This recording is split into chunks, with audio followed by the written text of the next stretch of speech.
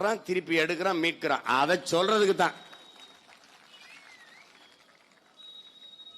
இந்த 12,63,000 ஏக்கர் அது இருக்கு. குறைஞ்சது 10 லட்சம் இடத்தையாவது எடுக்கிறேன்.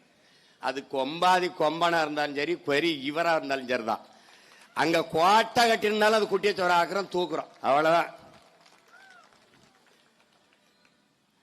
அரை கிரவுண்ட் இடத்துல எங்க ஆத்தா அப்ப ஆக்கிரமிச்சுட்டான்னு நீ நீதிமன்றத்தில் ஆணையம் வாங்கிட்டு வந்து பேக்கும் போது எவ்வளவு வழிதாங்கி நின்று போன விட்டுட்டு போயிருவேன். முதல்ல கடற்கரையில் இருக்கிற சமாதியை முதல்ல பேக்கிறோம்டா. ஆக்கிரமிப்புல அநியாய ஆக்கிரமிப்பாதான். ஒரு மனிதனை புதைக்க 6 அடி, 2 ஏக்கரா, 2 ஏக்கரா. இரு